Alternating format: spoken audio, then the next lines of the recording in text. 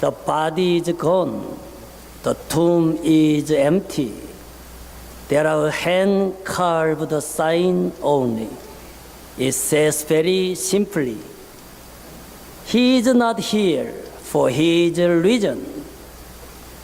So, we are not afraid of death, because of Jesus is risen.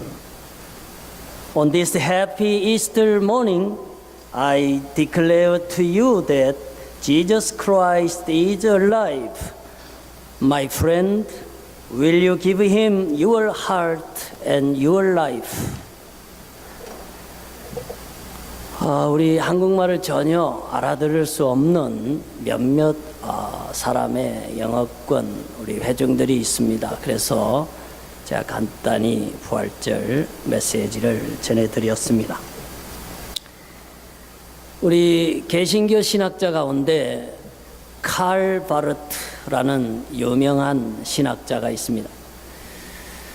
그분은 말씀하기를 부활절 설교는 길게 할 필요가 없다.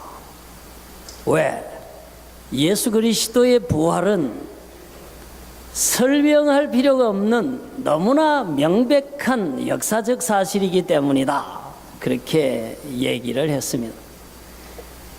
그래서 오늘 제 설교는 짧아도 될 것 같습니다.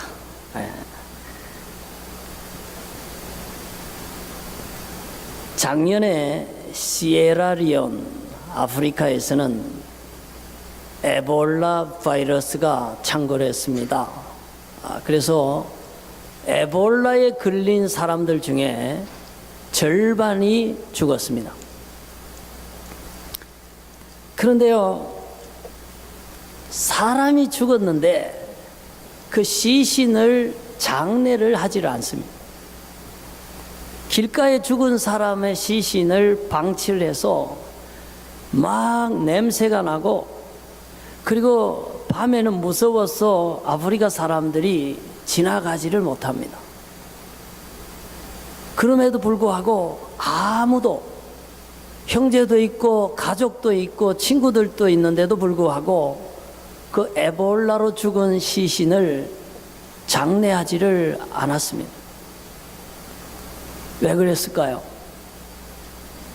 에볼라에 걸리면 절반이 죽어나가기 때문에 아무도 죽기 싫은 거예요. 죽음이 두려운 거예요. 서방에서 간 많은 간호사, 의사들도 대부분 철수를 했습니다. 왜? 거기서 치료하다가 감염돼서 의사도 간호사도 많이 죽었기 때문입니다. 왜 이토록 사람들은 죽음을 두려워합니까? 죽음은 우리가 이 세상에서 이룬 모든 것을 송두리째 뺏어갑니다. 내가 소중히 여기던 가족도 뺏어가고 친구도 뺏어가고 내가 이 땅에서 가졌던 모든 재산과 어떤 소중한 것도 죽음은 다 빼앗아 가버립니다. 그래서 죽음은 인류에게 가장 공포를 주고 두려움을 주는 존재임이 틀림없습니다. 그래서 예로부터 사람들은 어떻게 죽지 않을 수 있을까? 어떻게 죽음을 좀 멀리 할 수 있을까? 많이 애쓰고 노력해 왔습니다. 그러나 중국 천하를 통일하고 모든 권세를 한 손에 잡고 모든 부귀 권세를 누렸던 진시 황제도 죽음의 문제를 결국 해결하지 못하고 그도 땅속에 묻히고 말았습니다. 오늘날 의학이 고도로 첨단으로 발달한 이 시대에도 사람들은 죽어갑니다. 심지어 의사들도 죽습니다. 문제는 이렇게 온 인류가 다 두려워하고 온 인류가 다 해결하기를 원하는 이 죽음을 아직도 해결하지 못하고 있고, 그 사이에 죽음은 우리 모든 사람에게 점점 하루 자고 나면 하루 가까이, 열흘 자고 나면 열흘 가까이, 1년 살고 나면 1년 가까이 우리 가까이 죽음은 다가오고 있습니다. 그렇기 때문에 인간이 죽음의 문제를 어떻게 극복하느냐 하는 것은 인류 최대의 숙제입니다. 우리가 어떻게 죽지 않고 생명을 얻을 수 있는가 하는 것은 우리가 풀어야 할 최대의 숙제입니다. 그런데 예수께서 이 숙제를 풀으셨습니다. 그가 죽음에서 살아나셨습니다. 모든 사람이 공포스러워하고 싫어하던 그 죽음의 문제를 예수 그리스도께서 단번에 부활하심으로 죽음을 이기셨습니다. 그래서 성경은 예수 부활하셨다 하는 이 소식이 인류에게 가장 복된 소식인 것을 알려주고 있습니다. 우리 성경 말씀 한번 직접 보고 계속 말씀을 드리겠습니다. 그러나 이제 그리스도께서 죽은 자 가운데서 다시 살아나사 잠자는 자들의 첫 열매가 되셨도다. 사망이 한 사람으로 말미암았으니 죽은 자의 부활도 한 사람으로 말미암는도다. 빨간 글씨 읽어보셔요. 시작. 아담 안에서 모든 사람이 죽은 것 같이 그리스도 안에서 모든 사람이 삶을 얻으리라. 영어권은 저 영어로 한번 읽어보셔요. 시작. For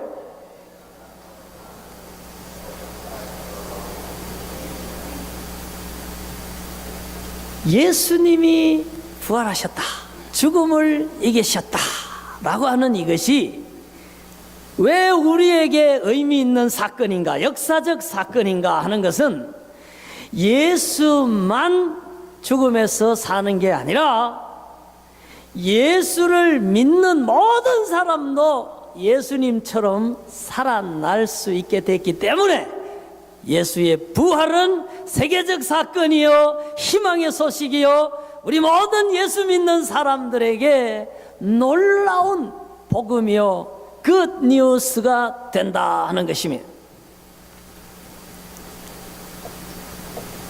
그래서 성경은 그렇게 말합니다. 우리 하나 더 볼까요?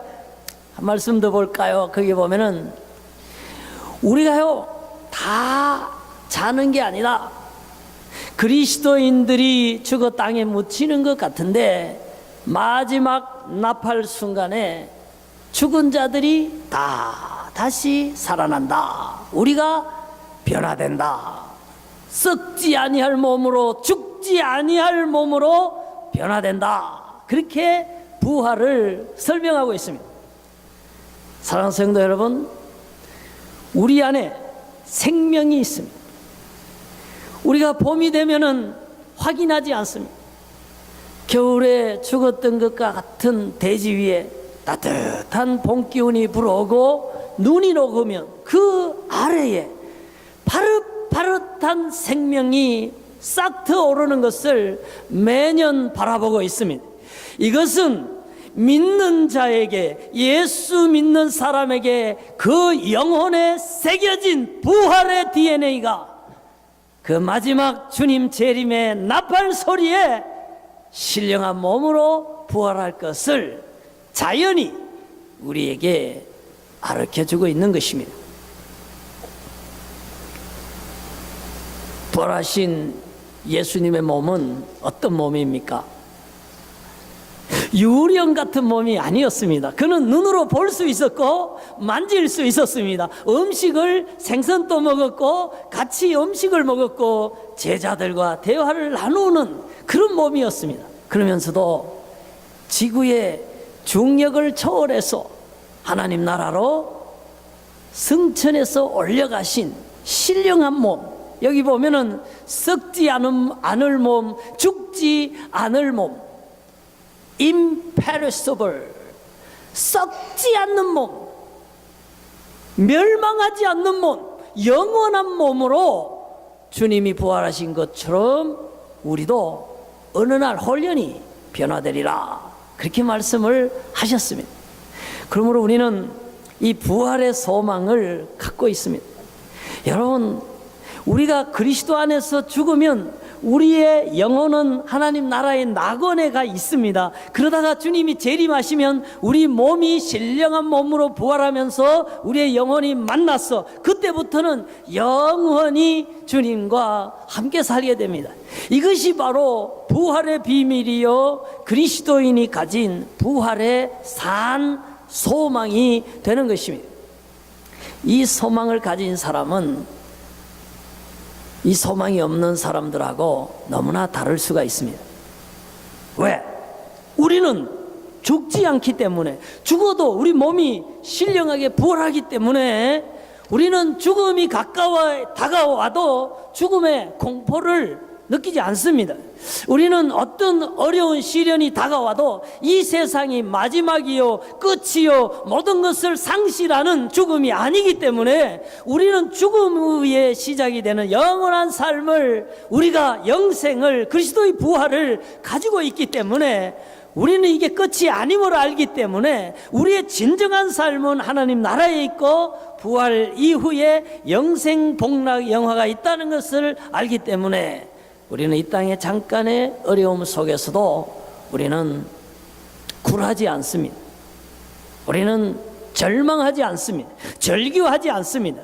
절대 절망은 기독교인에게 없습니다. 왜? 부활하기 때문에. 왜? 영생하기 때문에. 왜? 하나님 나라에서 영원한 영화를 누릴 수 있기 때문에, 그것이 그리스도의 부활로 입증됐기 때문에, 그리고 그리스도는 모든 믿는 자의 첫 열매가 되셨기 때문에 우리는 그러한 희망 속에서 살아가게 되는 것입니다.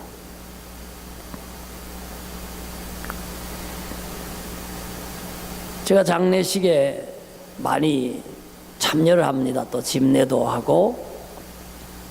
근데 제가 어쩌다가 안 믿는 사람들 장례하는 거를 장례식장에서도 보게 됩니다. 근데요, 분위기가 완전히 다릅니다, 여러분. 안 믿는 사람들 장례에 가보면은 천국이 없잖아요. 소망이 없잖아요. 죽어서 끝났잖아요. 허무한 인생이잖아요. 상실했잖아요. 다시 볼 수 없잖아요. 그러니까 슬퍼요. 뭔가 우울해요. 뭔가 절망적인 어두운 분위기가 쫙 깔려 있어요. 그러나 사랑하는 아들을 보내고 또 아버지를 보내고 아내를 보내고 남편을 보내는 인간적인 이별과 슬픔이 있지만은 부활을 믿는 성도들, 천국의 자녀가 된 성도들, 예수 그리스도의 부활의 후예들은 완전히 다릅니다. 그 마음 속에 천국으로 보내는 그런 안도가 있어요. 또 천국에서 또 부활로 주님 안에서 다시 만날 수 있는 희망 가운데 장례식을 치르는 것을 바라보면서, 그 장례 속에서도 희망이 있고, 장례 속에서도 천국이 있고, 장례 속에서도 소망이 있고, 장례식 속에서도 다시 만나는 그런 약속이 있는 걸 바라보면서, 이쪽은 희망이고 저쪽은 절망이고, 불신자들에게 슬픔이 있다면은 믿는 자들에게는 장례를 치르면서도 기쁨이 있는 것을, 소망이 있는 것을 발견하게 됩니다. 독일의 유명한 존 본 회플라는 목사님이 계십니다. 그분은 나치에 반대를 했습니다. 그래서 감옥에 갇혔습니다. 감옥에 갇혀서도 나치가 잘못됐다, 독일이 지금 히틀러가 잘못된 길을 가고 있다 계속 얘기하니까 본헤프 목사를 죽여라, 그렇게 명령이 떨어졌습니다. 사형을 집행하는 그날 그 간수가 찾아왔어요. 그 간수는 개인적으로 본헤프 목사를 굉장히 존경을 했습니다. 그래서 원래는 가르쳐 주지 않는데 가르쳐 줬어요.